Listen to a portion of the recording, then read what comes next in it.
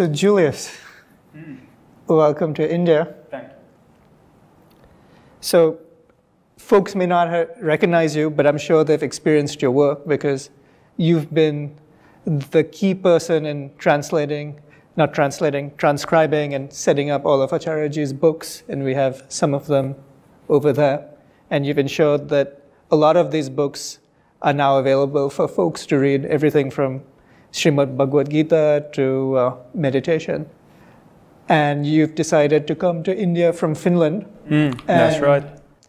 I'm just curious to know more. You told me, and I've read before, that Finland is one of the happiest places in the world, according to the surveys, and yet you're over here. So is that really true?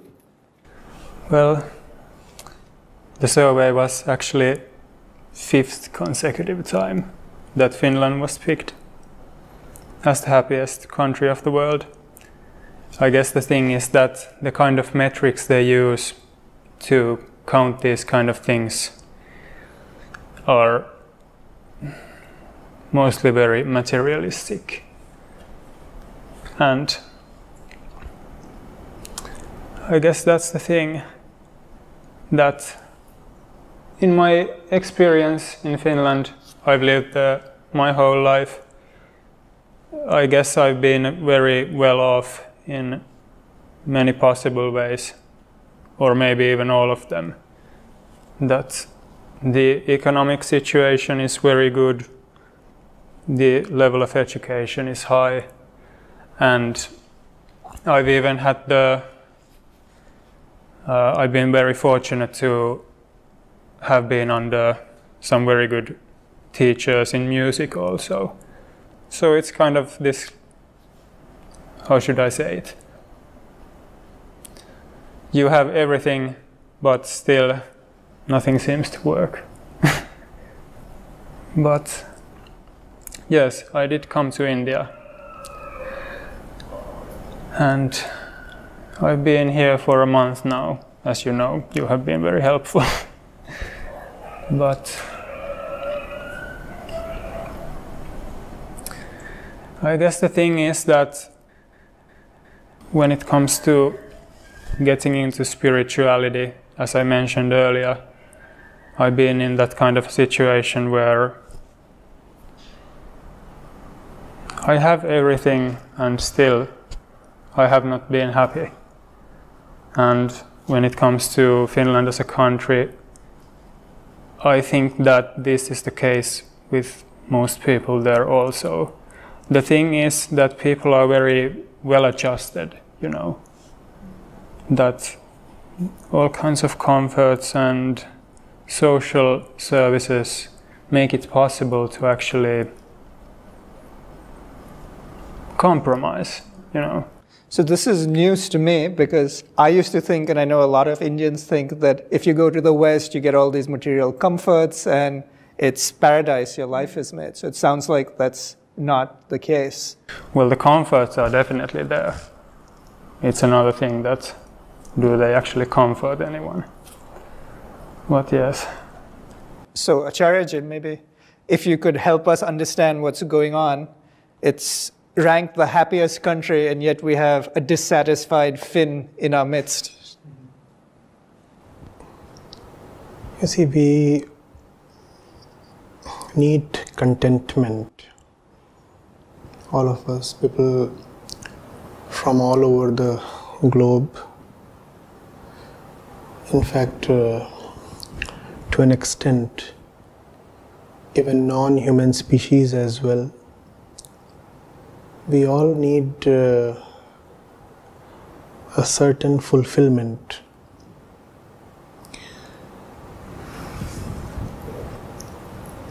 Happiness sometimes looks like that. Happiness to most people is the closest proxy to the thing we are actually seeking.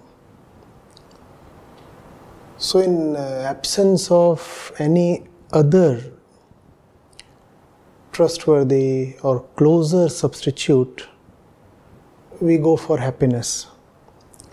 That's what the West has done in its own way. That's what the East has done in its own way. The way of the East has been different from the way of the West, yet the aspiration of both East and West, or North and South, any direction, sky and earth, have been the same, because fundamentally we are the same consciousness. So, you see, West has tried a lot of materialism.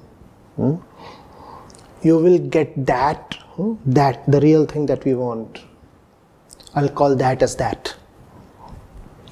So you will get that if you are happy, and you get happy if you have a lot of material comforts, nice goods, wonderful machines, gadgets with the latest technology. So that's been the approach in the West. The approach in the East has been of religion. Now this religion, what is it about? This religion has been mostly about an organized structure of belief. Believe that you will get that real thing if you do this and that, if you live this particular way, then you will reach there. It seems neither the East nor the West have succeeded. Materialism doesn't work, and formal religion doesn't work either. It was actually strange to see that, well, goes without saying that copious amounts of very profound wisdom literature, saints and seers, have come from India. I don't know numbers, but wouldn't be in their hundreds and thousands. Yeah, and most of them we probably haven't even heard of. But the climate here has been such that it has allowed, I don't know if it's a climate really, but still they have, even in the last century, many great names are there. See, before we go into what has led to that kind of profusion of saints and seers, I think we may first discuss whether that which we commonly come across as religiosity in India is what those saints and seers were about. What the masses practice in India has very little to do with what the saints and seers preached or wanted to tell. So this religiosity that you encounter in India is mostly another kind of materialism, and for the same reason, towards the same end. The West chases goods to be happy, the East chases gods to be happy. There, the goods are gods. Here, the gods are goods. So there is a lot of trade. There is a lot of trade. You can please the gods by offering them goods, or you can take the gods from the East to the West and get a lot of goods in return. You see, so many recent Indian gurus and all have made it an important thing in their career to be actually settled in the West. You see, gods and goods go together. And they both exist for the same reason, happiness. So I really don't have a grudge against gods nor against goods. It's the flawed concept of happiness that we probably need to go into, because you see, man can do anything in desperation. We need that fulfillment, and if we don't get that, then we'll try everything at our disposal, and we can't be blamed. We'll try material goods, this is gross material, and we will try belief, which is subtle material. Subtle material. So East has been trying gross material, the West there. The West has been trying gross material, the East has been trying something even finer, subtle material here. So you create a story, and then you start living in your own story.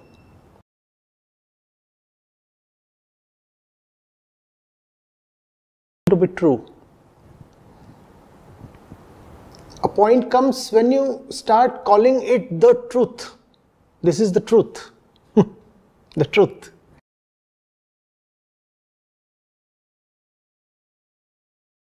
To the next generation and so on, and you also make it a point to spread it to other people and places, and sometimes you want to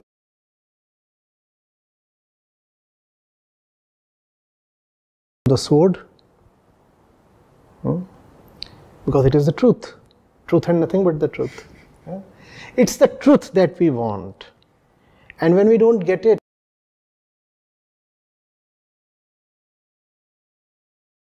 is a nice thing. That desperation is not something we can blame. It's an auspicious thing rather, if channeled.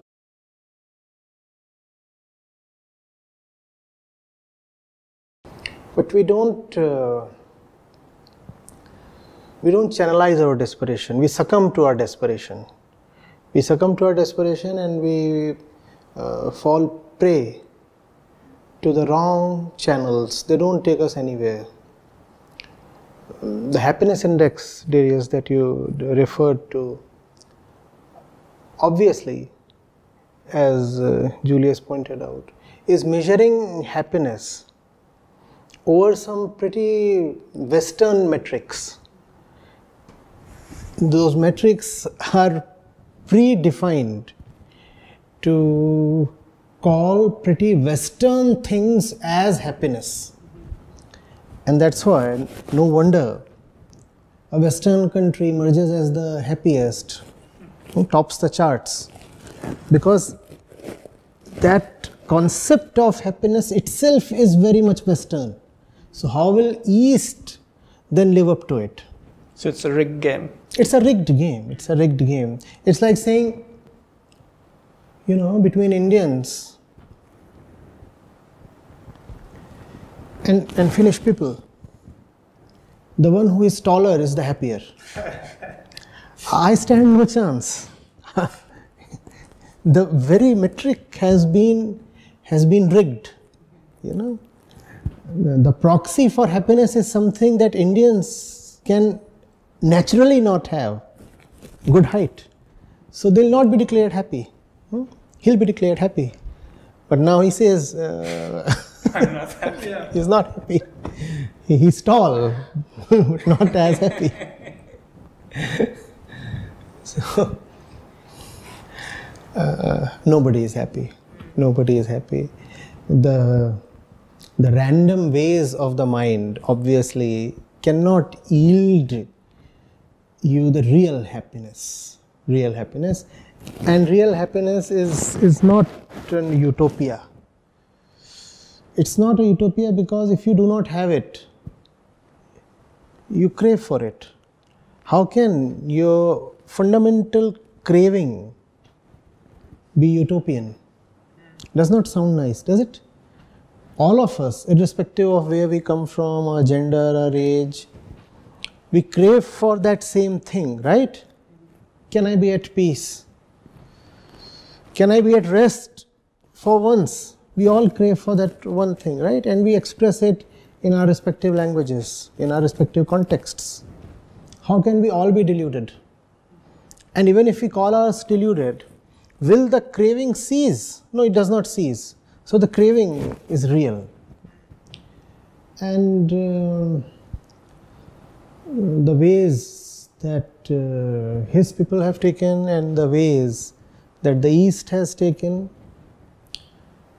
these ways do not seem to work. The ways of the saints, the sages, they indeed work. They indeed work.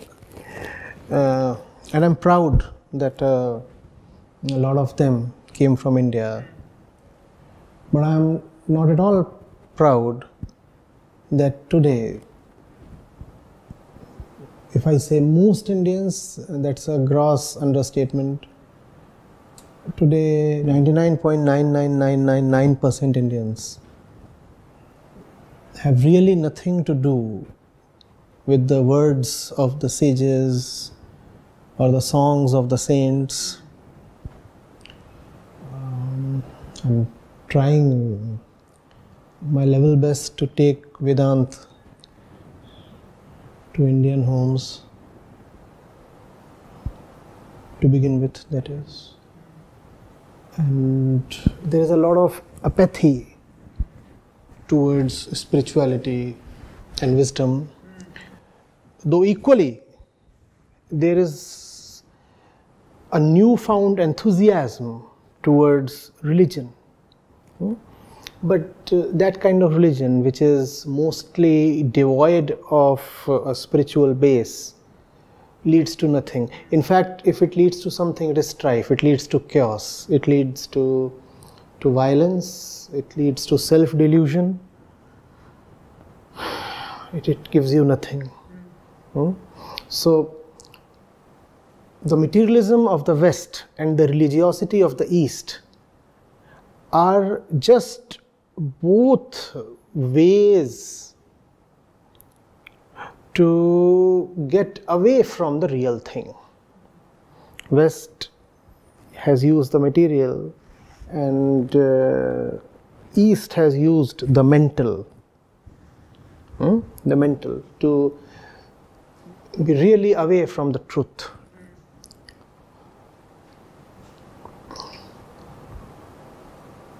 East is not spiritual, and that remains obvious to see.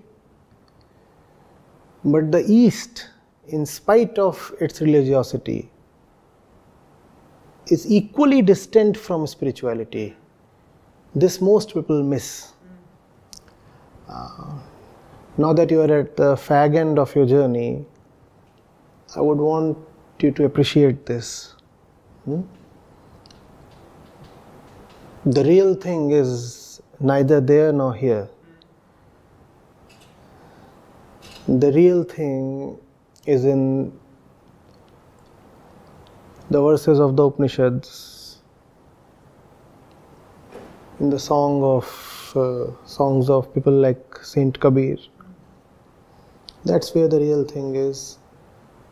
Just traveling to this place will fetch you next to nothing, because if you travel to this place, you meet people. And as I said, it's 1 in a million Indian who's really spiritual. So this land as such is no more extraordinary. Probably the general masses at any place, anywhere, were never too spiritual. However, compared to other places, India was relatively better in terms of spirituality. But in current times, I think it's all leveled out.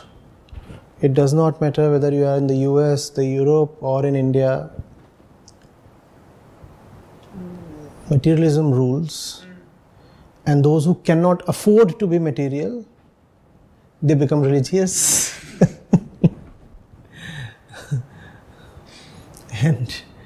and both are equally away from the truth. So in some way, religion is the poor person's materialism. Yeah, of course. Can't have goods, as we said. Have gods. Gods. Having gods is not the same as having the truth. So just as we take happiness to be this proxy for contentment, it sounds like a lot of folks in the East are taking religion and gods to be the proxy for truth. For the truth. You think if you go to a place of worship and do the right things there,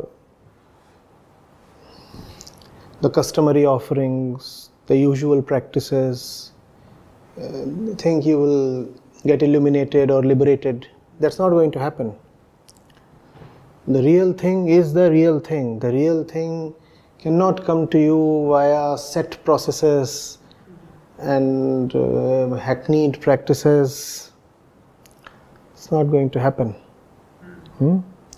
So in the West, or at least in the US, you can't go down the street without not seeing a yoga studio or a yoga shop. So it sounds like what people claim will get them closer to fulfillment or the truth is they're just being sold.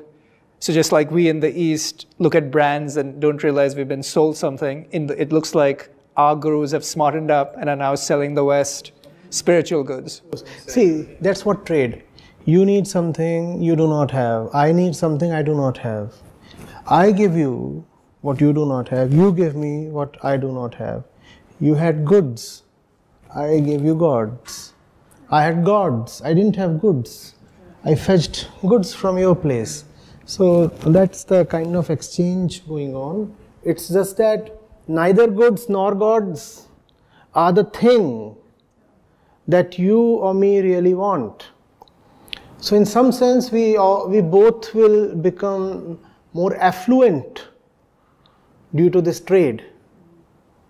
But neither of us will become more fulfilled. With this kind of companionship down the road of life, neither of us are actually even inching closer to our destination. It's just that now we have company, and it's a rewarding company. Lots of people flow from India to the West. Equally, there are a lot of people from the West who land in India for so-called religious tourism. So, Yeah, I see them in Rishikesh. Rishikesh is a hub. Rishikesh, Tiruvannamalai, a lot of other places, Varanasi. And a lot of it, at least to me, seems a little unscientific. You have sound healing, you've got, I'm sure yoga is good for your body. I don't think it can get you anything beyond a fit. The kind of yoga that body. we see today, mostly Hatha yogic practices, they are not going to fetch you any wisdom. I'm pretty sure they are good for the body, and I would want more people to be physically fit using Hatha yoga. But to think that practicing bodily postures can get you even a little closer to wisdom is not wise. Maybe we should call it boga instead.